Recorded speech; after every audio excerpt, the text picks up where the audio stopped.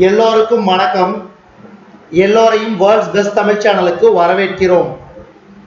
இந்த காணொளியில் நாம் பார்க்கவிருப்பது டெய்லி கரண்ட் அஃபேர்ஸ் 26, 27, 28 நவம்பர் 2020 ஆகிய 3 தினங்களுக்குரியது. 26 நவம்பர் 2020, 27 நவம்பர் 2020 மற்றும் 28 நவம்பர் 2020 ஆகிய 3 தினங்களுக்குரிய தினசரி நடப்பு நிகழ்வுகள். இதில் முதல் கேள்வி, எந்த இரு நகரங்களுக்கு இடையிலான புல்லட் ரயில் திட்டத்தில் 24,000 கோடி ரூபாய் மதிப்பீட்டில் பணிகளை செயல்படுத்தும் ஒப்பந்தம் லார்சன் அண்ட் டூப்ரோ நிறுவனத்துக்கு வழங்கப்பட்டது? எந்த இரு நகரங்களுக்கு இடையிலான புல்லட் ரயில் திட்டத்தில் 24,000 கோடி ரூபாய் மதிப்பீட்டில் பணிகளை செயல்படுத்தும் ஒப்பந்தம் லார்சன் அண்ட் டூப்ரோ LNT நிறுவனத்துக்கு வழங்கப்பட்டது? இது சரியான விடை ஆப்ஷன் சி, அகமதாபாத் மும்பை. அதாவது அகமதாபாத் மும்பை புல்லட் ரயில் திட்டத்திற்காக உள்கட்டமைப்பு நிறுவனமான லார்சன் அண்ட் டூப்ரோ அதாவது LNT உடன் நாட்டின் மிகப்பெரிய அரசு நிதியுதவி பெற்ற ரூபாய் 24,000 கோடி சிவில் ஒப்பந்தத்தில் தேசிய அதிவேக ரயில் கார்ப்பரேஷன் 26 நவம்பர் 2020 கையெழுத்திட்டது. ஜப்பான் நிதியுதவியுடன் அகமதாபாத் மும்பை இடையே 508 கிலோமீட்டர் தொலைவுக்கு புல்லட் ரயில் திட்டம் செயல்படுத்தப்பட உள்ளது. குஜராத் மாநிலத்தில் 325 கிலோமீட்டர் தொலைவுக்கு 24,000 கோடி ரூபாய் மதிப்பீட்டில் பணிகளை மேற்கொள்ள லார்சன் அண்ட் டூப்ரோ LNT நிறுவனத்துடன் ஒப்பந்தம் கையொப்பமானது. அடுத்தது, இந்தியாவுக்கான ஜப்பானிய தூதர் யாரு? Satoshi Suzuki. ரயில்வே வாரிய தலைமை நிர்வாக அதிகாரி மற்றும் தலைவர், இந்திய ரயில்வே வாரிய தலைமை நிர்வாக அதிகாரி மற்றும் தலைவர் VK யாதவ். இந்தியா டுடே இதழ் மேற்கொண்ட ஆய்வில் 2020ஆம் ஆண்டில் இந்தியாவிலேயே பெரிய மாநிலங்களில் ஒட்டுமொத்த செயல்பாட்டில் சிறந்த மாநிலமாக முதலிடம் பிடித்தது எது? இந்தியா டுடே இதழ் மேற்கொண்ட ஆய்வில் 2020ஆம் ஆண்டில் இந்தியாவிலேயே பெரிய மாநிலங்களில் ஒட்டுமொத்த செயல்பாட்டில் சிறந்த மாநிலமாக முதலிடம் பிடித்தது தமிழ்நாடு. அடுத்தது, இந்தியா டுடே இதழ் மேற்கொண்ட ஆய்வில் 2020ஆம் ஆண்டில் இந்தியாவிலேயே சிறிய மாநிலங்களில் ஒட்டுமொத்த செயல்பாட்டில் சிறந்த மாநிலமாக முதலிடம் பிடித்த மாநிலம் கோவா. அடுத்தது, இந்தியா டுடே இதழ் மேற்கொண்ட ஆய்வில் பெரிய மாநிலங்கள் வரிசையில் கொரோனா தடுப்பு மேலாண்மையில் முதலிடம் பிடித்த மாநிலம் எது? இதுக்கு சரியான விடை அஸ்ஸாம் மாநிலம். உங்களுக்கு என்ன கேள்வினா, இந்த 4 மாநிலங்கள் தமிழ்நாடு, கோவா, சிக்கிம், அஸ்ஸாம், இந்த 4 மாநிலங்களின் தற்போதைய முதலமைச்சர்கள் யார், தற்போதைய ஆளுநர்கள் யார், அதே மாதிரி இந்த மாநிலங்களின் தலைநகர் என்ன என்பதை பற்றி கீழே கமெண்ட் பாக்ஸில் தெரியப்படுத்துங்க. அடுத்தது 5வது கேள்வி, இந்தியாவிலேயே உறுப்பு மாற்று அறுவை சிகிச்சையில் 6வது வருடமாக தொடர்ந்து முதலிடம் வகிக்கும் மாநிலம் எது? இந்தியாவிலேயே உறுப்பு மாற்று அறுவை சிகிச்சையில் 6வது முறையாக தொடர்ந்து முதலிடம் வகிக்கும் மாநிலம் எது? இது சரியான விடை தமிழ்நாடு. அதாவது இந்தியாவிலேயே முதலாக தமிழகத்தில் உடல் உறுப்பு மாற்று அறுவை சிகிச்சை ஆணையம் என்ற முன்னோடி அமைப்பை 2014ஆம் ஆண்டு டிசம்பர் 12ஆம் தேதி அப்போதைய முதலமைச்சர் ஜெயலலிதா அவர்கள் உருவாக்கினார். அதன் பயனாக உடல் உறுப்பு மாற்று அறுவை சிகிச்சையில் முன்னோடி மாநிலமாக தமிழகம் விளங்கி வருகிறது. எந்த நாட்டு நாடாளுமன்றத்தில் இந்திய வம்சாவளி MP கௌரவ் சர்மா சமஸ்கிருத மொழியில் பதவியேற்றார்? இதுக்கு சரியான விடை நியூசிலாந்து. அதாவது கௌரவ் சர்மா இந்தியாவின் இமாச்சல பிரதேச மாநிலம் ஹமீர்பூரில் பிறந்தவர். இவர் நியூசிலாந்தின் ஆக்லாந்தில் MBBS பயின்று பின்னர் அமெரிக்காவில் MBA பட்டம் படித்தவர்.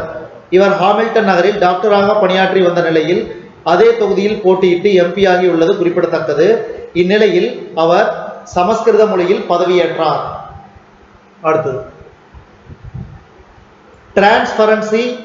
டிரான்ஸ்பரன்சி இன்டர்நேஷனல் நடத்திய கருத்து கணிப்பு முடிவில் ஆசியாவில் லஞ்சம் அதிகமாக உள்ள நாடுகளின் பட்டியலில் முதலிடம் பிடித்த நாடு எது? டிரான்ஸ்பரன்சி இன்டர்நேஷனல் நடத்திய கருத்து கணிப்பு முடிவில் ஆசியாவில் லஞ்சம் அதிகமாக உள்ள நாடுகளின் பட்டியலில் முதலிடம் பிடித்த நாடு எது? இதுக்கு சரியான விடை இந்தியா.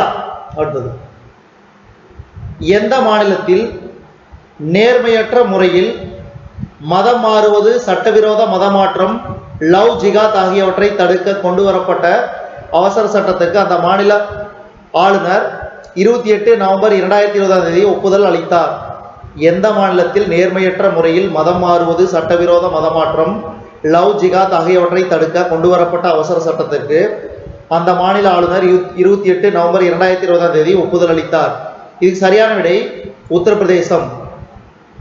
உத்தரப்பிரதேச மாநிலத்தின் முதலமைச்சர் யாரு? யோகி ஆதித்யநாத். தலைநகர் லக்னோ. ஆளுநர் ஆனந்திபென் பட்டேல். அடுத்தது, மூன்றாவது சர்வதேச புதுப்பிக்கத்தக்க எரிசக்தி முதலீட்டு மாநாடு மற்றும் கண்காட்சி, அதாவது ரீஇன்வெஸ்ட் 2020 காணொலி காட்சி மூலம் தொடங்கி வைத்தவர் யார்? பிரதமர் நரேந்திர மோடி அவர்கள். நீடித்த எரிசக்தி மாற்றத்துக்கான புதுமைகள் என்பது ரீஇன்வெஸ்ட் 2020 மைய கருத்தாகும். அடுத்தது, எந்த இரு நாடுகளிடையே சுற்றுச்சூழல் மற்றும் பல்லுயிர் பாதுகாப்பில் இணைந்து செயல்படுவதற்கான புரிந்துணர்வு ஒப்பந்தம் 26 நவம்பர் 2020 கையெழுத்தானது? இதுக்கு சரியான விடை இந்தியா மற்றும் பின்லாந்து. அதாவது மத்திய சுற்றுச்சூழல், வனம் மற்றும் பருவநிலை மாற்றத்துறை அமைச்சர் திரு பிரகாஷ் ஜவடேகர், பின்லாந்து சுற்றுச்சூழல் பருவநிலை மாற்றத்துறை அமைச்சர் திருமிகு கிறிஸ்டா மிக்குனேன் ஆகியோருக்கிடையே காணொலி மூலம் இந்த ஒப்பந்தம் நடைபெற்றது. அதாவது இந்த ஒப்பந்தம் கையெழுத்தானது. அடுத்தது, அரசியலமைப்பின் அடிப்படை உரிமைகள் கடமைகள் குறித்த மின் கையேட்டை வெளியிட்டவர் யார்? அரசியலமைப்பின் அடிப்படை உரிமைகள் கடமைகள் குறித்த மின் கையேட்டை வெளியிட்டவர் யார்? சரியான விடை பிரகாஷ் ஜவடேகர். பிரகாஷ் ஜவடேகர். அடுத்தது, இந்தியா மற்றும் வியட்நாம் பாதுகாப்பு அமைச்சர்களிடையே பேச்சுவார்த்தை எப்போது நடைபெற்றது? 27 நவம்பர் 2020. அடுத்தது, பீகாரின் பக்சர் நகரில் STBL நிறுவனம் அமைக்கும் அனல் மின் நிலைய திட்டத்துக்கு மின்நிதி கழகம் மற்றும் REC நிறுவனங்கள் இணைந்து எத்தனை கோடி ரூபாய் கடன் அளிப்பதற்கான ஒப்பந்தம் செய்யப்பட்டது? சரியான விடை ரூபாய் 8520.46 கோடி. அடுத்தது, இந்தியாவின் உள்நாட்டு மொத்த உற்பத்தி, அதாவது ஜூலை முதல் செப்டம்பர் மாதம் வரையிலான 2020-24 நிதியாண்டின் 2வது காலாண்டில் எத்தனை சதவீதம் சரிந்தது? இது சரியான விடை 7.5%, -7.5%. அடுத்தது, ஒரு நாள் கிரிக்கெட் போட்டிகளில் அதிவேகமாக 1000 ரன்களை கடந்த இந்தியர் என்ற சாதனையை படைத்தவர் யார்? ஒரு நாள் கிரிக்கெட் போட்டிகளில் அதிவேகமாக 1000 ரன்களை கடந்த இந்தியர் என்ற சாதனையை படைத்தவர் யார்? சரியான விடை ஹர்திக் பாண்டியா. அடுத்தது, ஜோன் மிர் எந்த விளையாட்டுடன் தொடர்புடையவர்? சரியான விடை மோட்டார் சைக்கிள் பந்தயம். அடுத்தது, சமீபத்தில் காலமான கால்பந்து ஜாம்பவான் மரடோனா எந்த நாட்டை சேர்ந்தவர்? சரியான விடை அர்ஜென்டினா. அதாவது 1986 ஆண்டு உலகக்கோப்பை வென்ற அர்ஜென்டினா அணியின் கேப்டனாக இருந்த மரடோனா உலக கால்பந்து அரங்கில் பிரேசில் ஜாம்பவான் பீலேவுக்கு நிகராக பார்க்கப்பட்டவர். அதாவது இவர் 4 உலகக்கோப்பை போட்டிகள், அதாவது 82, 1982, 1986, 1990, 1994 பங்கேற்றவர். அவர் அர்ஜென்டினா அணிக்காக 91 சர்வதேச போட்டிகளில் விளையாடி 34 கோல்கள் அடித்துள்ளார். பார்சிலோனா, நபோலி, செவில்லா உள்ளிட்ட கிளப் அணிகளுக்காக களம் கண்டு இருக்கும் அவர் மொத்தம் 491 கிளப் போட்டிகளில் ஆடி 259 கோல்கள் அடித்திருக்கிறார். 10ஆம் நம்பர் சீருடைக்கு தனி மரியாதை சேர்த்த அவர் ஓய்வுக்கு பிறகு அர்ஜென்டினா உள்பட பல்வேறு அணிகளின் பயிற்சியாளராக பணியாற்றினார். இந்திய கடற்படையின் INS விக்ரமாதித்யா விமானம் தாங்கி கப்பலில் இருந்து MiG-29 K ரக பயிற்சி விமானம் ஒன்று 27 நவம்பர் 2020 புறப்பட்டு சென்றது. அதில் 2 விமானிகள் இருந்தனர். இந்நிலையில் அந்த விமானம் 27 நவம்பர் 2020 மாலை 5 மணி அளவில் திடீரென அரபிக்கடலில் விழுந்தது. நிவர் புயலால் புதுச்சேரியில் ரூபாய் 400 கோடி அளவிற்கு சேதம் ஏற்பட்டுள்ளதாக புதுச்சேரி முதலமைச்சர் நாராயணசாமி தெரிவித்துள்ளார்.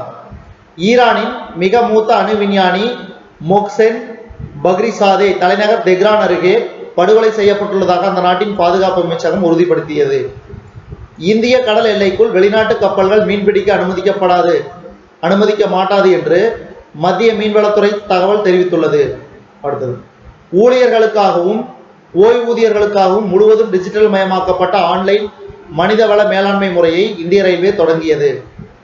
இந்திய தகவல் தொழில்நுட்ப துறையின் தந்தையாக அறியப்படுபவரும் டாடா கன்சல்டன்சி நிறுவனத்தின் நிறுவனரும் முதல் தலைமை செயல் அதிகாரியுமான பகீர் சந்த் கோலி 26 நவம்பர் 2020 மாரடைப்பால் காலமானார். பீகார் முன்னாள் அமைச்சர் அக்லூராம் மகதோ உடல் நலக்குறைவால் 27 நவம்பர் 2020 காலமானார். இந்திய வானிலை ஆய்வு மையம் இயக்குனர் ஜெனரல் மிருத்யுஞ்சய் மொஹாபத்ரா, உலக சுகாதார அமைப்பின் தொழில்நுட்ப தலைவர் மரியா வான் கெர்கோ, இந்தியாவின் பாதுகாப்புத்துறை அமைச்சர் யாரு? ராஜ்நாத் சிங். வியட்நாம் நாட்டின் பாதுகாப்புத்துறை அமைச்சர் சுவான் லிச். உங்களுக்கு என்ன கேள்வினா, அதாவது இப்போ இந்திய பிரதமராக உள்ள நரேந்திர மோடி அவர்களின் அமைச்சரவையில் இடம்பெற்றுள்ள கேபினட் அமைச்சர்கள் யார் யார் என்பதை கீழே கமெண்ட் பாக்ஸில் தெரியப்படுத்துங்க. அதாவது யார் யார் எந்தெந்த பகுதிகளுக்கு, அதாவது பார்த்தீங்கன்னா எந்தெந்த இடங்களுக்கு அவர்கள் அமைச்சர்களாக உள்ளன என்பதை பற்றி கீழே கமெண்ட் பாக்ஸில் தெரியப்படுத்துங்க. அதாவது உதாரணமாக உள்துறை அமைச்சர் அமித்ஷா, அது மாதிரி எந்தெந்த பதவிக்கு யார் யார் தற்போதைய அமைச்சர்கள் என்பதை பற்றி கீழே கமெண்ட் பாக்ஸில் தெரியப்படுத்துங்க. இதுவரைக்கும் நம்ம பார்த்தது டெய்லி கரண்ட் அஃபேர்ஸ் 26, 27, 28 நவம்பர் 2020. இந்த காணொலி உங்களுக்கு பிடிச்சிருந்துச்சுன்னா லைக் பண்ணுங்க, கமெண்ட் பண்ணுங்க, மறக்காம இந்த காணொலியை உங்க நண்பர்களுக்கும் மற்றவர்களுக்கும் ஷேர் பண்ணுங்க. இதுவரைக்கும் நம்ம வேர்ல்ட்ஸ் பெஸ்ட் தமிழ் சேனலை சப்ஸ்கிரைப் பண்ணிக்கங்க. கீழே இருக்கிற பெல் பட்டனை பிரஸ் பண்ண மறந்துடாதீங்க. நம்ம வேர்ல்ட்ஸ் பெஸ்ட் தமிழ் சேனல்ல டெய்லி கரண்ட் அஃபேர்ஸ் 26, 27 மற்றும் 28 நவம்பர் 2020 ஆகிய 3 தினங்களுக்குரிய தினசரி நடப்பு நிகழ்வுகளை நம்ம வேர்ல்ட்ஸ் பெஸ்ட் தமிழ் சேனல் வாயிலாக பார்த்தமைக்கு நன்றி.